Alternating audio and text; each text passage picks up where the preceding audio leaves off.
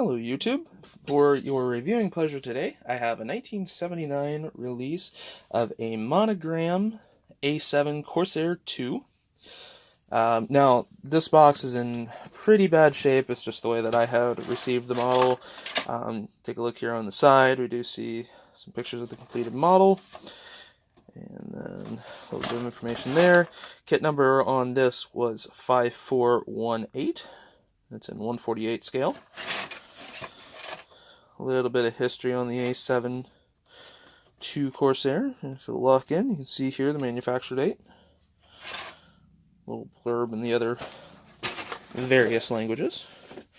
So I'm going to tip the camera up here a little bit more for you.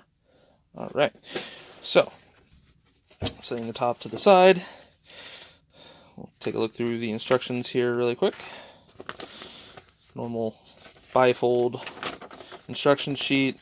If you built any of the 1980s Revell Monogram model cars, this may look very familiar to you. It's a similar layout plan for instructions, basically starting with that huge air intake, going through getting the cockpit details all put in, the engine detail, rear ailerons, going through getting the gear put on, which I would be looking when I build this to see if that can be done after for ease of painting, and then getting the right dihedrals for the actual wings, and then mounting armaments, bombs, drop tanks.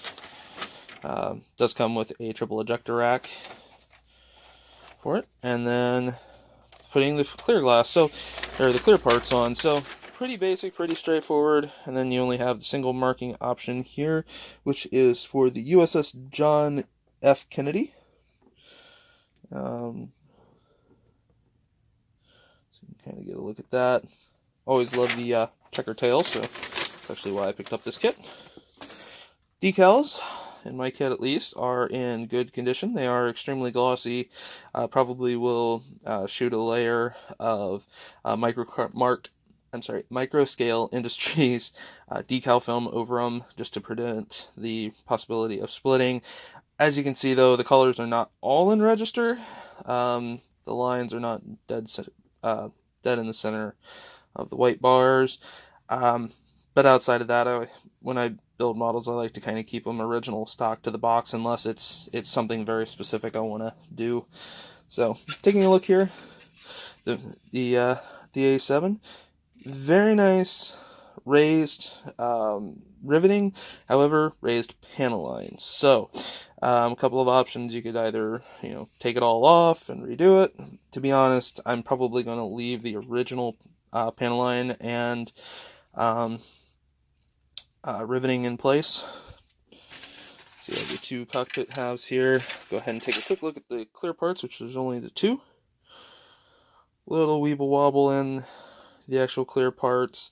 Obviously some box scuffs that'll have to get cleaned up. This is how the kit came to me, open out of the bag. I have checked and confirmed, though, that all parts are here. So if you ever buy secondhand kits, always remember to do that. Different bombs and drop tanks, slip tanks. You can see that part is just barely held on. The back part of the wheels are actually molded in place.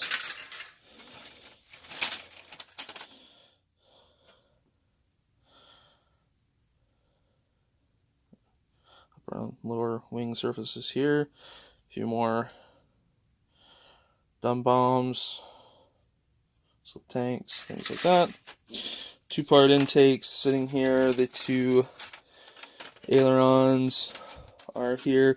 The nice thing about these are they do actually have a flat tab to lock them into place, so you don't have to worry about getting them, askew this way.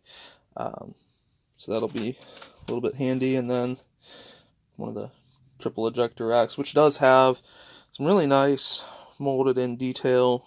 Quite a bit of sinkage, though, which is kind of sad, but for 1979, you kind of get what you get. So, I know that there are a bunch of other options out there for this kit. However, if you want to try your hand at an old vintage model, this release of the Corsair would probably build into quite a nice representation of an A-7 II Corsair. So, again, this has been a 1979 release of the Monogram A-7 Corsair II.